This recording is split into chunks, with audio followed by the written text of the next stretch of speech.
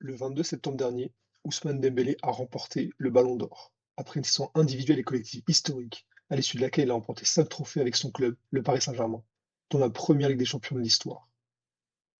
Cette victoire est non seulement méritée, mais elle entraînera des conséquences fortes sur le futur du sport dans plusieurs aspects. Mais avant de parler de tout ça, le classement final de ce Ballon d'Or nous a révélé énormément de choses, qui sont la raison principale pour laquelle je fais cette vidéo. On va donc commencer par voir tout ça ensemble, et on terminera par parler du vainqueur de cette saison et des conséquences fortes que je viens d'évoquer. D'abord, je vais dire que contrairement à certaines personnes, je trouve que le Ballon d'Or a toujours de la valeur et reste la récompense individuelle la plus crédible du football. Cependant, le classement final, et plus en amont là, encore la liste des 30 sélectionnés, soulève des incohérences et ne reflète pas réellement la saison qui vient de se dérouler sous nos yeux. En effet, d'abord, le premier aspect que cette cérémonie nous montre, c'est que les défenseurs, tout particulièrement, n'ont pas du tout la reconnaissance qu'ils méritent chaque année. Donc, dans la liste de cette année, seulement 4 d'entre eux étaient nominés par le jury France Football, ce qui représente moins de 15% des joueurs au total. Plus marquant encore, c'est la présence de certains joueurs dans ce classement qui devancent des joueurs défensifs bien plus méritants, selon moi. Que Victor Gyökeres, il ait réalisé une très belle saison au Portugal et qu'il mérite sans doute une mention, très bien. Mais est-ce qu'il a vraiment réalisé une meilleure saison que Marquinhos ou Ilan Pacho, qui n'ont eux pas du tout été nominés, alors qu'ils ont fait des saisons, comme je dis, comme c'est Ousmane Dembélé, et en plus les deux ont été d'excellents défenseurs à titre individuel dans une défense qui a été vraiment très bonne et à partir de janvier très très régulière et très solide. Alors maintenant, le deuxième aspect que je voudrais évoquer, c'est la position des joueurs dans le classement qui est parfois incompréhensible. Donc, l'exemple le plus marquant, c'est que Gyökeres, comme je l'évoquais tout à l'heure, mais aussi Vinicius, ont respectivement fini 15 et 16e du classement, alors que plus tôt dans la liste, on pouvait retrouver notamment João Neves et Lautaro Martinez à la 19e et 20e place, alors qu'ils ont fait deux très belles saisons, ou encore Michael Olise à la 30e place. Ces trois joueurs, ils ont tous participé à une grande saison nationale ou européenne de leur équipe, tandis que Vinicius, par exemple, a réalisé l'une des pires saisons individuelles de sa carrière, même si ça reste un excellent joueur, et que je pense qu'il a toujours très très grande carrière devant lui.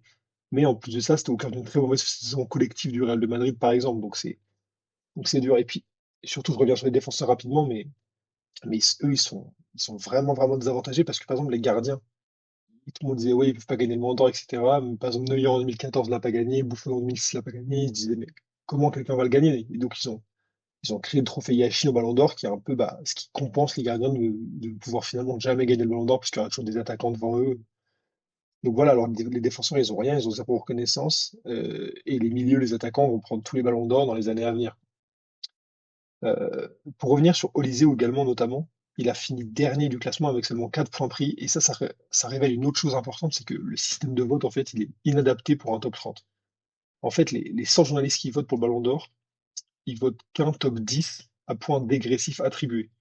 Donc le premier obtient 15 points, pardon, le deuxième en obtient 12, le troisième 10, etc., jusqu'au dixième qui n'obtient qu'un seul point. Donc les joueurs qui sont positionnés dans le top 11 à 30, en fait, c'est grossièrement des joueurs qui ont reçu très peu ou aucun vote. Et la fin de ces listes est donc complètement faussée parce qu'il suffit 15 dans la liste face à un vote qui est complètement incohérent pour faire grimper en flèche un joueur dans le classement, notamment des places 11 à 30, parce que comme je l'ai dit, c'est des joueurs qui reçoivent pas beaucoup de votes. Par exemple, le journaliste écossais, il a mis Scott McTominay en 1. J'en profite pour dire que Scott McTominay, qui est écossais justement, c'est un joueur incroyable, qui a fait une excellente saison avec Naples et en prenant la Serie A. Mais voilà, cette première place, elle lui a donné 15 points, ce qui représente un tiers de son total de points de 45. Donc voilà, ça fausse un peu la liste parce qu'il aurait fini 10 places derrière sinon. Donc voilà, je trouve ça un peu dommage. Et le système de points, il est à refaire. Donc quitte à demander aux journalistes de faire, je sais pas, un top 30 complet, même si ça prendra un peu plus de temps. Ou alors un système de fourchette avec par exemple 4 groupes de 5 classés, donc un 2 3 4 pour les joueurs du top 11 à 30. Pour que ça leur évite de les classer tous individuellement, ils font 4 groupes de 5 qui pensent être à peu près équivalents sur la saison. Je pense que vous voyez ce que je veux dire, mais voilà, ça leur prendrait pas beaucoup plus de temps et ça permettrait d'avoir un classement un peu plus représentatif de ce qu'a été la saison des joueurs 11 à 30 du Ballon d'Or. Et quand j'évoque les journalistes, je pense que vous l'avez vu venir, c'est le dernier aspect que je vais évoquer avant de passer à la dernière partie, mais c'est que certains journalistes ne sont simplement pas objectifs ou ne regardent pas suffisamment de matchs. Donc, je suis assez d'accord avec le haut du classement dans sa globalité, mais il y a des choses inacceptables en tant que personne qui aime le football, on va être honnête, hein. Par exemple, voilà, il y a Cole Palmer devant Nuno Mendes et Donnarumma, je dis ça parce qu'il était huitième et que les autres deux autres ont fini neuvième et dixième, mais Cole Palmer, il a fait un très bon début de saison. Après, à partir de janvier, il a plus mis un but en première ligue, sauf un penalty contre Liverpool la dernière journée. Et il a fait une bonne Coupe du Monde des clubs, mais voilà, même s'il l'a remporté, ça donne pas une raison et ça montre juste que voilà, la hype.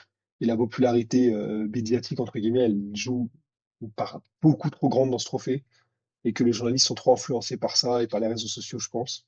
Il y a également un truc, pareil, si on aime le foot, c'est honteux, mais Pedri qui finit à la 11e place, je comprends pas comment des journalistes qui sont accrédités pour voter, qui sont censés regarder beaucoup de matchs de foot donc, ne regardent pas suffisamment le Barça pour se dire que sur toute la saison, surtout en Liga, en Champions, Pedri c'était sur plein de matchs le meilleur joueur du Barça, c'était le joueur le plus important, milieu de terrain, c'était absolument monstrueux, les différences qu'il faisait, l'équilibre, le contrôle du milieu de terrain, le nombre de fois où les adversaires se faisaient bouffer parce que Pedri au milieu était trop dominant, c'était fort. Donc je sais, franchement, 11e, c'est honteux. Pour moi, il était minimum top 10. Mais voilà, écoute, ça c'est encore une fois une preuve que le problème de certains journalistes qui ne regardent suffisamment pas assez de matchs en fait. Maintenant, je vais dire aussi, bon, moi je n'étais pas un des militants de dire que Rafinha méritait Ballon d'Or, mais on a appris dans le magazine France Football qu'il a reçu aucun vote de première place. Euh, c'est quand même parce qu'au-delà des statistiques monstrueuses qu'il a eues, avec plus de 10 buts et 10 passes en Ligue des Champions, il a été élu également meilleur joueur de la Liga et en Ligue des Champions, comme j'ai dit, le joueur avec le plus de contributions sur une seule saison.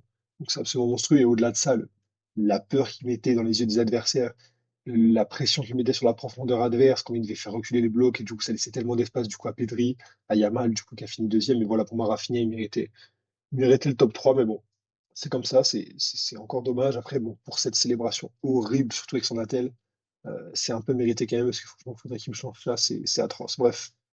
Et aussi pour terminer, j'ai déjà évoqué Neves tout à l'heure, mais pareil pour Fabien Ruiz, hein, on en revient un peu à la même chose que sur Olysée, c'est juste que c'est quelqu'un qui a pas été, qu'on a un peu oublié, parce que voilà, les gens ne voyaient pas top 10, donc en fait, bah, ils y ont simplement pas pensé, je pense, mais et les journalistes peuvent pas, le consensus peut pas être que Fabien Ruiz est 24e, c'est pas possible. Fabien Ruiz, il a fait une tellement bonne saison, il était tellement constant, un des joueurs les plus utilisés par Luis Enrique. La régularité à un si haut niveau dans les 6 gros matchs, c'est fort. Enfin, buteur contre Arsenal en demi-finale, même si ça fait pas tout. Franchement, c'est pas normal. 24e, il méritait au moins le top 20, grand minimum. Après, j'en ai pas parlé, bien sûr, mais il y a quand même un petit peu de positif dans le fait que Vitinha finisse troisième. Donc, comme j'ai dit, on peut avoir chacun son avis sur le top pro du Ballon d'Or. Il y en a qui peuvent penser que c'est Rafinha, d'autres qui peuvent penser que c'était Hakimi. Mais voilà, Vitinha qui se fasse troisième, c'est pas du tout un scandale. Et ça montre que de plus en plus le poste de numéro 6 est valorisé. Encore une fois, en plus avec Rodri l'année dernière qui avait gagné, même si je suis pas forcément d'accord avec cette victoire. Je trouve ça bien parce que le poste de numéro 6 c'est un poste qui est tellement difficile, et qui requiert tellement de qualité technique et d'intelligence de jeu, surtout à très haut niveau, où il est absolument fondamental et il y a tellement de responsabilités pour ce poste-là. Je trouve ça vraiment super qu'il soit de plus en plus valorisé. Donc voilà, c'est un aspect très intéressant de ces 2 dernières années au Ballon d'Or. Je trouve que le poste de numéro 6 il revient de plus en plus et voilà son importance, elle est créditée de plus en plus tous les ans. Du coup, en parlant de choses positives, je voulais finir la vidéo sur Ousmane Dembélé, donc j'ai préparé un petit truc. Donc Ousmane Dembélé, le vainqueur du Ballon d'Or 2025. Est-ce que l'histoire pouvait vraiment être plus belle? Un joueur que tout le monde a vu aussi haut, aussi vite et dont la chute au FC Barcelone a été plus que brutale. 6 années difficiles où les blessures à répétition et les comportements discutables ont fait de lui un indésirable dans le club pourtant de ses rêves. Il est alors transféré au PSG, où il réalise une première bonne saison, pleine de sérieux et loin de sa précédente hygiène de vie, mais toujours marquée par des ratés devant le but et des critiques de la presse française. On croit alors repartir dans ses travers au début de saison 2024-2025, où le Français est expulsé en LDC lors du match contre le Bayern, et mis de côté lors du choc contre Arsenal par l'entraîneur, malgré de bonnes performances en championnat. En janvier, le Paris Saint-Germain va être éliminé de Ligue des Champions alors que Manchester City mène 2-0 à la 55e minute et que le PSG est 25e au classement de la phase de groupe.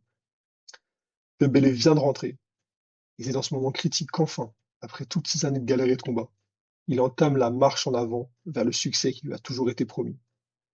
Ce but du 2-1 n'est pas seulement le début d'un match exceptionnel qui a changé le destin de tout un club, c'est le commencement d'une des plus belles saisons individuelles de l'histoire. Car oui, même au-delà des stats, de l'impact dans le jeu et du leadership affiché, Ousmane Dembélé devient de l'une des plus grandes figures de rédemption de l'histoire du plus grand de tous les sports, passant d'un potentiel qu'on croyait gâché au meilleur joueur du monde. En plus, c'est une belle histoire, comme on vient de dire. Je pense que ce Ballon d'Or, ça va avoir des conséquences très importantes à l'avenir. C'est ce que j'ai évoqué au début de la vidéo, mais je peux pas m'empêcher de dire que tous les joueurs ayant vécu ou vivant une situation similaire à la sienne de Barcelone, ils sont inspirés par son histoire et ils reviendront là où on les a toujours attendus.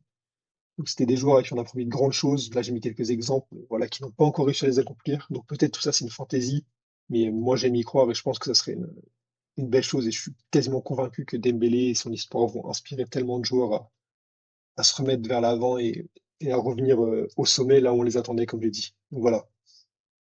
J'espère que la vidéo vous aura plu. N'hésitez pas à liker, commenter, partager, vous abonner, surtout c'est important, ça m'aiderait bien pour recommencer cette chaîne. Et je vous souhaite à bientôt pour la prochaine vidéo. Ciao les mecs.